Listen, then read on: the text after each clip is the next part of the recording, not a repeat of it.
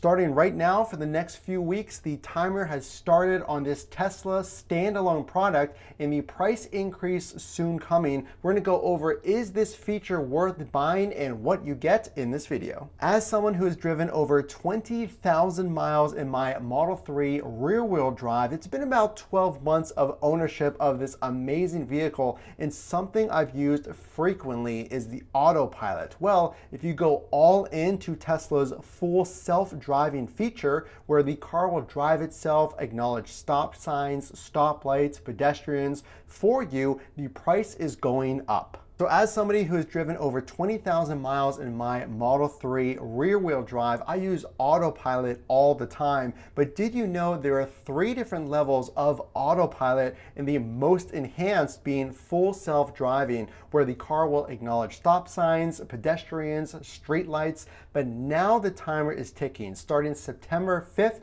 any order past that date will now pay $15,000 for full self-driving. Let's go over exactly what you get. Well, I just want to briefly say, if you are considering a Tesla, the best accessories are down in the links below. They'll come in a few days straight from Amazon, the highest rated products. But autopilot, is that enough? You also have enhanced autopilot and full self-driving. Well, we're gonna focus on full self-driving. Let's get into it. The beta 10.69 release coming soon, and has already been released to a very small number of drivers, and it's going to ramp up over the next 3 weeks. So long story short, you can subscribe to full self-driving for $200, or now after September 5th, you have a few weeks left to decide to lock in the price, the current price of $12,000.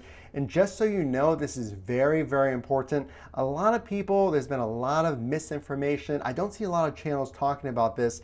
If you buy the full self-driving, it actually doesn't transfer to your next Tesla. It's a one-time purchase and actually stays with the vehicle. But let's go over exactly what is changing. Stay in your lanes. The architecture achieves 44% lower error rate in lane topology compared to previous models. Essentially, this enables a smoother control before lanes and their connectivities become visibly apparent. So what I take this as is there'll be less bouncing back and forth as the car senses those lanes. The main objective here that you'll see as we move throughout the video is a smoother, more comfortable ride. Nothing like smooth driving. That's the main theme here. So again, you're paying $3,000 more for orders after September 5th, improved overall driving smoothness without sacrificing latency. So essentially, again, the name of the game here is ride comfort.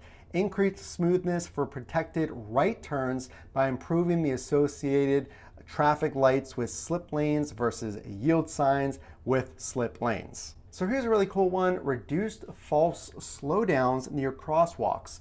This was done with improved understanding of pedestrian and bicyclist intent based on their motion. So this is really cool. The cameras are actually looking on people's intent to cross the sidewalk. So you can imagine you have 2 different pedestrians and maybe a bicyclist, and you can see maybe someone's starting to move forward, or the pedestrian is looking at the Tesla and maybe their foot starts moving. These are the things that your Tesla, that no other vehicle is actually doing. It's interpreting the intent of the people, the pedestrians on the crosswalk. Let's get into another really cool change. This one is really, really cool. I'm gonna give you a video example. All the credit goes to Chuck Cook. Check him out on Twitter. But the Chuck left turn, what the heck is this? Improved unprotected left turns with more appropriate speed profile when approaching and exiting median crossover regions in the presence of high-speed cross traffic. So real quick, imagine you're going over 4 lanes of traffic, and then there's a median in the middle. So 2 lanes go in the opposite direction, and you're trying to get to the other side of that median to continue the other way. So let's give you a real example of what the heck this is. So again, Chuck Cook on Twitter, Chazman on Twitter. Let's maximize this. This is really cool. So you can see here, down here, here is his car approaching the intersection. So you can see his white Tesla. Here's the median, here's the oncoming traffic, and here's the opposing traffic. He's gonna eventually make it over here. I'm gonna go ahead and let you watch this video. So you can see here, notices the cars are open and also makes a safe turn onto the next road and going through that median. Absolutely amazing coverage there, taking the Beta FSD out for a spin. So we can see here, Elon said, glad it worked out. Thanks for giving us this tough case to solve. So Tesla listens to their subscribers, to their users, and this is Chuck Cook's problem that Tesla and the team at Tesla has solved. The early version of 10.9 is extra cautious, so wait for a moderately big gap in traffic to cross. Now, I want to break away from some of those changes and talk to you one-on-one. I was actually talking to my twin brother who took delivery of a Model Y Performance, and like I said, I have a rear-wheel drive Model 3. We actually talked exactly about this scenario. We were leaving his apartment, and down where he lives, we're both here in Pittsburgh, Pennsylvania, his area is really developed. A ton of pedestrians, no real clear markings on the roads because it's a lot of new construction. So we're wondering, how does the Tesla know when pedestrians are crossing? Because people just kind of go sporadically, and yes, they're looking, but sometimes they're not. So this is a really cool example. That new vision, that 10.69 update, it really does look 365 degrees, excuse me. Really cool feature. And long story short, I might have to subscribe just on a monthly basis to try full self-driving. Now I'm going to go into the autopilot versus FSD. Now I have autopilot. Your Tesla is going to come with basic autopilot, but what does it do? How accurate is it? And can you just get by with the free autopilot? So autopilot is not going to do this at all. It's not even going to acknowledge stop signs or stop lights. So make sure you are paying attention. Now there has been an update that your car will chime if the light turns green as a reminder that the light has changed, but it's not going to yield or anything like that. Basic autopilot, what it does is it keeps you in the lane at a predetermined distance that you can change away from the car in front of you, behind you. It has collision avoidance, so if there were an accident, I've had this on the highway. I was driving home from work and my little kiddo was in the back seat, and someone decided to change lanes at the last second getting on the highway.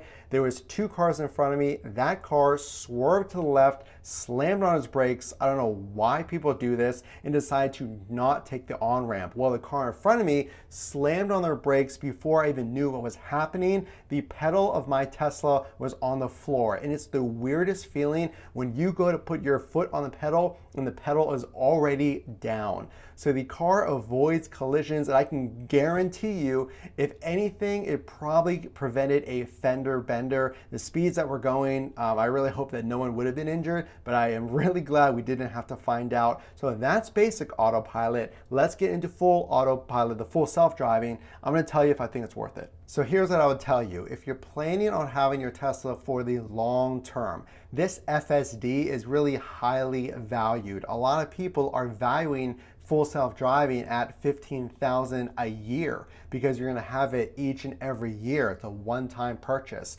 But again, the price currently, the price is $12,000 until after September 5th. So is it worth it if you're going to have it long term, if you take a lot of road trips, if you live in a more congested area like downtown Los Angeles or New York or what have you? Now, I can be fully confident. I've driven in autopilot, and just the basic autopilot, it sees everything. You've probably seen all these viral videos about people testing, well, if I stand in front of my car, if a dog jumps out in front of autopilot, will it stop? There's been a lot of false information out there. You've seen commercials and all these smear campaigns. Well, frankly, autopilot is so good, I would really trust full self-driving. So if you're somebody who it's in your budget and you're gonna have that Tesla for a long time, it might be worth picking it up from day one so you can use it on a frequent basis. So a few other things I'm just gonna rattle off that are really important. Increased accuracy of stopping in critical scenarios.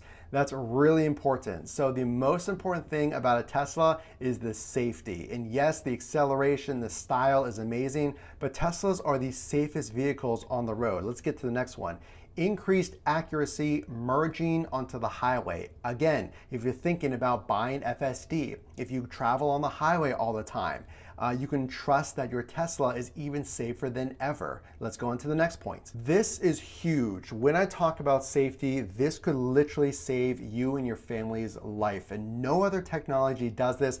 I've literally avoided probably 2 or 3 accidents from other drivers not paying attention, like I said, changing lanes, and my Tesla had to slam on the brakes. Well, what about red light runners? Well, now FSD and this new 10.69 beta that's out right now has increased red light awareness. So it looks for possible runners of people going through red lights, and it observes them more quickly than before. Another security feature that has increased in FSD. Reduced latency when starting from a stop. So this is a big factor from autopilot versus full self-driving.